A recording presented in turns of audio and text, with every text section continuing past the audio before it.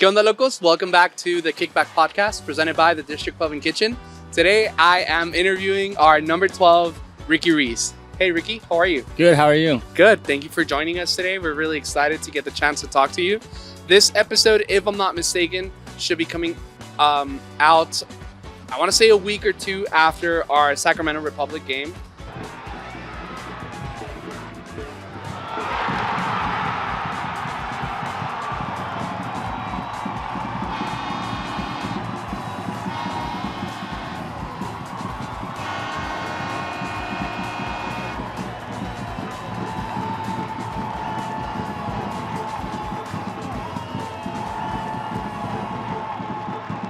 So we're really excited for this kind of push to the playoffs that as a front office and us as a team we're going for. And I wanted to talk a little bit about your career. I know your college career was with UC Riverside, but before that, how did your love for the sport begin? It started, obviously, when I was young. I was probably about four. That's when I first started kicking a ball and, getting some touches in. Mm-hmm. But it all began with my father. He used to play, and I grew up watching him play. He didn't play at a high level like that, but I was always spending the weekends with him, and that's pretty much how I got into it. That's so awesome. So then eventually I'm assuming you had some type of high school career to end up playing in college, correct? Mm-hmm. Yeah. How was your high school career? It was actually really good. My stats in high school were... If you look at them, you'd probably think, I don't know, I went somewhere higher, but it's obviously high school. And during that time, it was academy was kind of coming in. Okay. So there was rules and stuff where if you played academy, then you couldn't play high school and stuff like that. I never played academy. I played club, so I was able to play high school throughout all 4 years. That's awesome. That's just a way of saying sometimes the quality could have been better if it would have been in a different time, but it was still good, and yeah, I played all 4 years there. And then during college, what did you major in? Sociology. Okay. The one thing I hate, I studied. So Alvaro Quesada was telling us, in his case, he studied psychology because that's kind of what allowed him to stick to the training schedule. Was that the same case for you, or it was more so of something that you kind of liked and ended up not liking that much? No, to be honest, I wanted to get into criminal justice. I had a full ride to Riverside and stuff, so that's where I was going. I had made my decision, that's where I was going. And then I found out that they didn't have a criminal justice program. So then I tried to figure things out.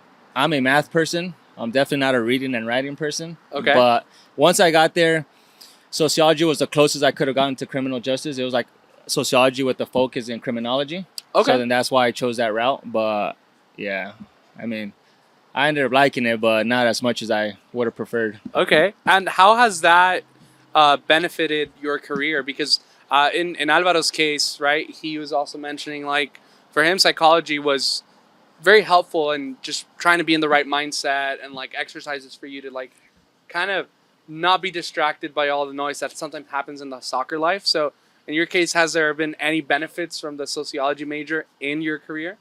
Nothing. Nothing. And by the way, Alvaro's lying. There's no way that kept his head clean. You can tell him that. He's lying. Okay. But I think if I would have gone into the field, into the law enforcement field, which we can touch based on that, but if I would have gotten into that, I think it probably would have helped me in some ways. Okay. Because obviously in my major, most of my classes, my actual major classes were focused on the criminology part. Okay. So I did learn things there that would have helped me in that field, but because I never got to that point. Okay. So you would have, if you weren't a soccer player, what do you think you would have lived off? I would have that law enforcement. Yeah, obviously, like a cop? I don't think I would have wanted to be just a cop. I think I would have wanted to be something more than that. Maybe, I don't know, gang units. Gang units or narcotics type. Okay. But obviously you got to go through a process. You got to do a couple of years in certain fields, and then in order to get there. And I wouldn't have minded, but that was the ideal goal. Interesting. After college, before I got my first contract, I was actually in a process of a PCO position. Okay. I was in the process of, and that's a probation correctional officer. Uh huh. I was in the process of it. I was like a month in. I was done with the background check. The last thing I had was an appointment for my with my background investigator Okay. to talk about some things. And then during that time was when I got offered my first contract, and I had to withdraw from the process. But if not, Ouch. I would have been there. Okay, so since you're talking about that, tell me a little bit about this. What it seems like a gap between college and your first contract. Was there? What? Why was it that you were in this process? Did you think that maybe the soccer career was kind of not going anywhere, or were you just a little bit more passionate about law enforcement? What was going on during that No, time? well, I finished school. Well, my last season in soccer was 2017, and usually how the college system works is the draft is the beginning of the year of 2018. So I obviously wasn't in the draft and stuff. Now Okay. I took 2018 I actually withdrew from a quarter in 2018. So Okay. I was obviously hoping that I picked up a contract during that time. Okay. I didn't. So then I enrolled back in school to finish. I finished at the end of the year, and then during that time I was playing League Two, and Got then it. League Two team became a NISA team, which became my first pro contract. That was So then- Los Angeles, right? Yeah, LA Force, and then that's how I got into my first pro season. Got it. So I had that gap. Okay. Yeah. Okay. And then as you're mentioning, right? Like you played in both League 2 and League 1. What are some of the key differences that you found between both leagues and ours? I think it's the quality. I think the quality. I think there's some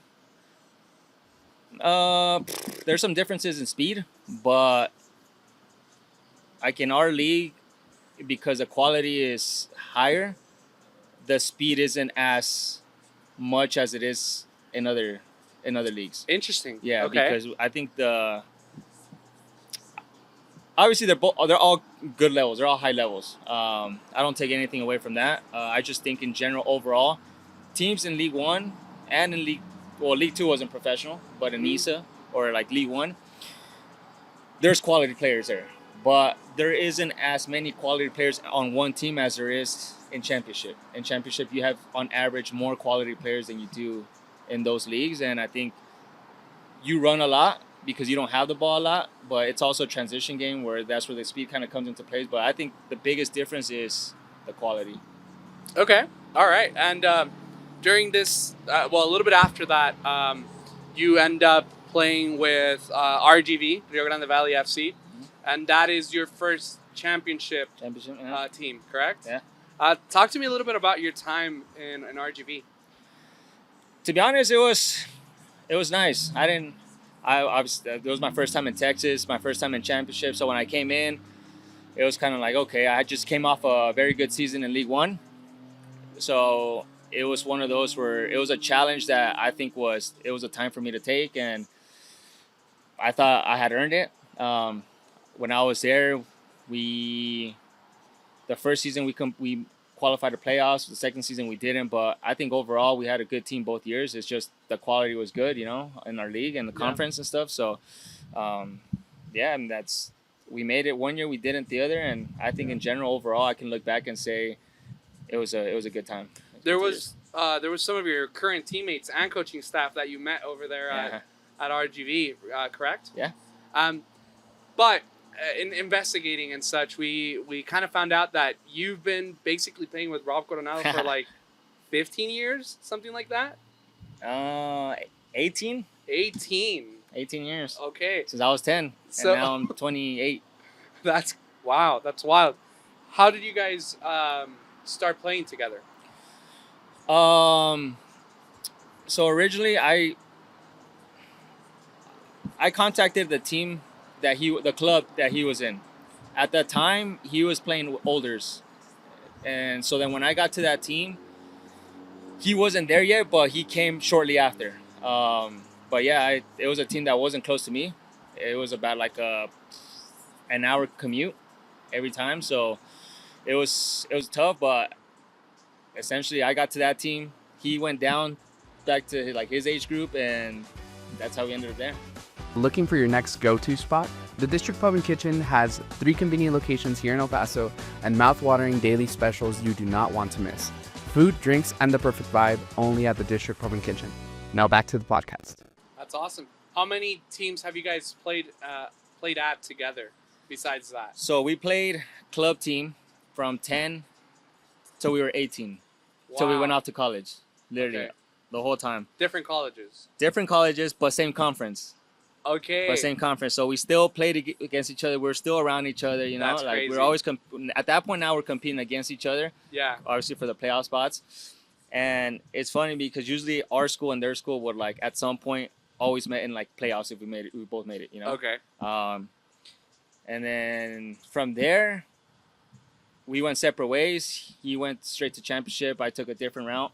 And then I had called him when I got an offer from RGV because he had been there already. So then I called him to see how everything was over there, how things worked, if he liked it and stuff like that. And then he mentioned like good things about it. And he also mentioned that he was also attempting to go back. And That's crazy. at the end, to be honest, like we reported, I don't know, I want to say February, but it wasn't until like a couple weeks before that we both realized that we were both going there. That's awesome. Yeah, so, Okay. and then we got there. We obviously played the 2 years together. And then everything happened with RGV. We went separate ways based on the situations that we were all in. And now this is I guess, the funnier part. I had spoke to Wilmer and stuff when I was coming here on transfer. So I kind of had idea it's a possibility, but nothing sure. Once it became a reality and I knew that I was coming, I think Robert found out or something, but long story short, I knew I was coming, but I didn't know he was coming. He knew that he was That's coming, crazy. but I didn't know he was coming until the day of, or like we were both traveling. We both traveled to El Paso on the same day, and we both got here within like 2 hours apart. That's crazy. And then that was last year, and now we're here again this year. That's crazy. So, I mean, obviously that means you guys have a great relationship. Yeah. Are really good That's all buddies. right. No, I'm just kidding. Yeah. Crazy. 18 years is a long time to play against, with, and in the same team. Yeah. But someone. You were mentioning RGV. It seems that for some of our players, there was kind of a period of uncertainty after RGV folded. In your case, if I'm not mistaken, you go back to Chattanooga, Yeah. correct? Yeah. How was that period, that last season with RGV? Was it a bit of a shocker for you guys? Was it something that was kind of, you guys saw it coming? And if so, how were you guys preparing for this? To be honest, there was only rumors. Like the second half of that last season, there was rumors, but there was also rumors the year before, and I've heard that there was rumors before that. So we didn't take it like too serious until we were officially told like something was gonna happen. And at the end, the season ended. No one knew what was gonna happen, and in my situation, there was some teams that were interested, but I was in a way tied down to them the following year because I had an option year. So I couldn't really make any moves and stuff Okay. like that as far as going somewhere else until I knew for sure that I wasn't going back or the team was folding or whatever. And at the end, we found out through social media that the team was folding. That's So, crazy. and at that point, it was end of November, towards the end of November. So we obviously tried. My agent tried all his best to like try to get me back into these teams and keep me in the league, but it was just too late. And and it's the reality. It was too late at that time. Some teams had their roster already built, and I couldn't do much about it. And luckily, Chattanooga always had love for me, and I've always had love for them. So we started communicating, and then we made something work. And then that's how I ended up. I think I ended up signing with Chattanooga maybe like 2 weeks before they reported. So Wow. if you sign in January, it's late. Yeah. But something happened, and I'm grateful for the opportunity that I could still continue playing. Then you end up here in El Paso. How's El Paso treated you? It's good, to be honest. One, obviously, I'm back in the league. That was the goal from the beginning before I even went back to Chattanooga. I obviously wanted to stay in the league, so getting the opportunity was amazing. The food is good. Yeah. The city. I lived in McAllen. McAllen was not a bad city. It's obviously not as being from California is not as active as it is, but it wasn't a bad town. I enjoyed my time there, and El Paso's almost a bigger version of it. So it's nicer. And nicer, yeah. So like I liked it, and I'm close to home or closer to home. That's awesome. This is the closest I've ever been to home. That's awesome. What are some of the things that caught you by surprise about El Paso, or that you like the most about here? The most, I'm gonna say, are the environment and our games. To be honest, even when I wasn't on this team, coming to El Paso felt like I got some motivation from knowing that the environment was gonna be there. Obviously, before it was against us, but even that kind of pushes you to and motivates you to keep playing. So I like the environment here. I like the way the club has treated me. The stuff they've provided, and I think for me in general, the best part is the soccer part of it. Obviously, the city. I've only been here for a year, which is, I guess, a decent amount of time, but it's been good. I've enjoyed the places, the food, the people. That's awesome. Yeah. Now I wanted to ask, the first season with us, you were number 33. This season, you're number 12. Is there any reason for the number change, or any significance behind any one of these numbers? Yeah, well, we'll go back to when I first met Rob. When I got to that team, you obviously have those popular numbers, the 7s, the 10s, the 11s, the 9s. But when I got to that team was already built. Like I went to that team because they had a good team already. I think I had grown out of the team I was at, and I was looking to be better. I was 10 years old, so I'm trying to look for a challenge. I went to that team for that reason, and 12 was the number I was given at the time, and I obviously played there for 8 years. So I kept, and well, another side story is that team that was already built never really changed. Some players came, but those same players left, but the core group stayed the whole time. That's awesome. So then numbers didn't change. So I kept 12 all 8 years. Then I went to Riverside for college. Well, high school. During high school, 12 was open, so I decided to stick with 12. So I wore 12 all 4 years in high school. For the same thing, coincidentally, I came in as a freshman. So the upperclassmen already had the good numbers. But I was already hoping that 12 was open so I can keep that number, Okay. And I kept it my 4 years in high school. Then I went to college, and the number 12 the player that had 12 the year before I got there was Aaron Long, which is now at LAFC. So when I got there, he had just left. So 12 opened up. So then, I think that 1 year, one player took 12, and I had 8 for a season, and then it opened up, and then I took 12 after that. Okay. And then at LA Force, we got to choose numbers, so I kept 12. And then I went to Chattanooga. 12 was taken my first year, but then it got...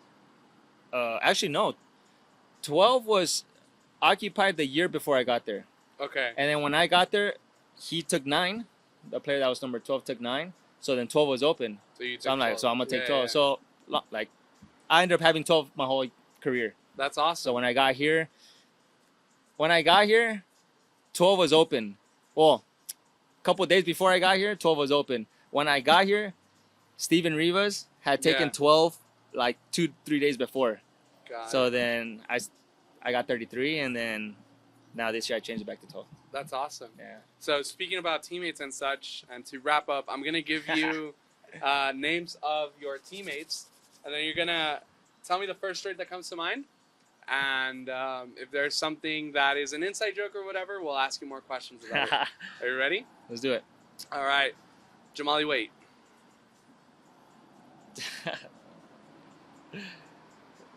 Yeah, you're going to be a tough one, Jamali. I was going to say goal stopper, but I feel like that's just, is it just rapid fire? Yeah, rapid fire. Goal the stopper. First one. Okay. Sebastián Mora. Comedian. Okay. Tony Alfaro. I don't know if that's a word to describe him, but it's describe just first thing. Yeah. First thing. Cool Brian. Cool Brian. Okay. Um, and if there's any like any bad ones or swear Nah, words or yeah, whatever, yeah, we'll yeah. leave it. Palermo Ortiz. Experience. Okay. Kenny Hoban. Young. Kofi Chumasi. Unk. Okay. Wahabakwe. Wahab. Cats. Okay. White Cats. It's a background he's got. Okay. All right. Eric Calvillo. Serious. Really? He strikes me like well, I've spoken to him several times. He's a very funny dude. I mean, Nah, he's very funny actually. Serious is just like, I don't even think he's serious. okay. Because he's never serious with me, you know? Like, he's always joking around, but like when you catch him off guard, he just Yeah. looks serious. So Oh, it gives yeah, like that yeah, impression, yeah. you know? So he's never serious though. Okay. He's always okay. joking around. All right, next one. Beto Avila. Mantecadas. What? Why? Is that? Oh, yeah, because he's mentioned a few times that that's what he likes having for Yeah. breakfast, bro. Yeah. That's crazy. Crazy work. Oh. Let me see. Who else am I missing? Oh, Brian Romero. Clown. I'll take it. Robert Coronado. Bro. Okay. Mans. Okay. Our new one, Christian Sorto. Torto. Ah, that is a good one. I don't know. Trying to think. I'm still trying to, you know, like, Okay. That's fair. what's a good one for him? Emiliano Rodriguez. Big feet. Okay. Andy Cabrera. Goal scorer. All right. And the last one, let me see. Oh, of course, Gaby Torres. Ice bath. Ice bath. Why is that one? Because this guy's on the ice bath all day, every day. That's crazy. Well, not all day, but every day. Good recovery. Good recovery. Very professional. Awesome. Well, Ricky. Alvaro, espresso. Well, Ricky, we want to thank you so much for making time to be with us today. We Yeah, of really course. appreciate it. Speaking to you a little bit. And Locos, if you haven't bought your tickets for the final matches of this season, now is the time. I encourage you to visit eplocomotivefc.com/tickets to continue supporting number 12 Ricky Ruiz and the rest of your Locos. And as always, vamos Locos, vamos El Paso. There we go. That's it. Thank you so You're much. good, yeah, man. yeah.